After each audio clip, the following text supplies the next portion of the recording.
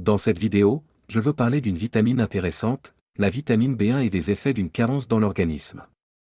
Et c'est assez intéressant parce que c'est en fait un facteur d'aide, ou une vitamine d'aide, pour 3 enzymes principales qui ont à voir avec les hydrates de carbone.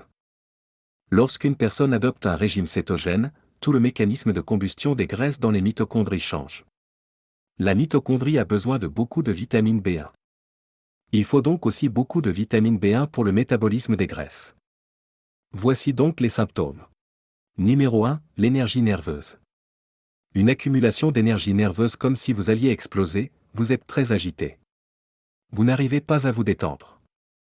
C'est la première chose à faire. Deuxièmement, édème ou gonflement du mollet. Lorsque vous avez suffisamment de vitamine B1, vous n'accumulez pas de liquide dans le muscle du mollet. La vitamine B1 est également liée au cœur. Engourdissement, picotement dans les mains ou les pieds. Cela est lié au diabète. C'est simplement parce que la vitamine B1 est impliquée dans la production de myéline, l'enveloppe des nerfs. Lorsque l'on manque de vitamine B1 parce que l'on consomme trop de sucre, la myéline se détache et l'on commence à souffrir de problèmes neurologiques. Numéro 4, augmenter le rythme cardiaque. Le potassium maintient également le cœur en équilibre, mais la vitamine B1 le fait aussi. Cela est probablement dû à la connexion électrique avec le cœur. Numéro 5, jambes sans repos. Vous essayez de dormir alors que vos jambes ont besoin de bouger? J'ai eu ce problème pendant des années. Je me levais littéralement au milieu de la nuit et je voulais bouger mes jambes. Je faisais de l'exercice pour essayer d'évacuer cette énergie qui me rendait folle. Ce qui se passe, c'est que vous avez cette rétention d'acide lactique, comme après une séance d'entraînement, vous allez avoir cet acide lactique, et il va en fait garder l'énergie dans la partie inférieure des jambes. C'est une carence en vitamine B1. La vitamine B1 aide à libérer l'acide lactique. Il peut également améliorer le temps de récupération après l'exercice. Numéro 6, le mal de mer ou le mal de voiture. Si c'est le cas, prenez plus de vitamine B1. Cela vous aidera. Septièmement, les cauchemars. Si vous faites des cauchemars ou des rêves très intenses, ou si vos enfants font des cauchemars, donnez-leur de la vitamine B1. C'est la solution. Numéro 8, la faim d'air. Disons que vous n'avez pas assez d'air. Il peut s'agir d'un pH trop acide, d'une acidose lactique ou d'un taux élevé d'acide lactique, ou encore d'une carence en vitamine B1. La vitamine B1 est donc un remède à ce problème.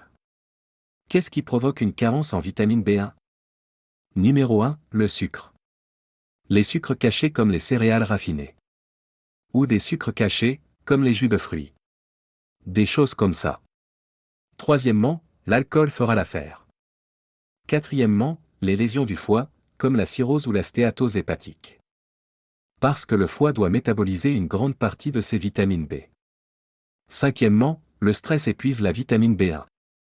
Sixièmement, la caféine appauvrit également la vitamine B1. C'est comme pour le thé, il y en a trop. Numéro 7, pilule contraceptive. Numéro 8, les antiacides. D'accord, quelle est la solution? Premièrement, il faut supprimer le sucre, les céréales, l'alcool et le stress. C'est logique, non? Réduisez votre consommation de caféine. Et ajoutez de la levure nutritionnelle au régime. Veillez à ce qu'il s'agisse de levure nutritionnelle non enrichie. Parce qu'ils mettent des vitamines synthétiques dans la levure nutritionnelle.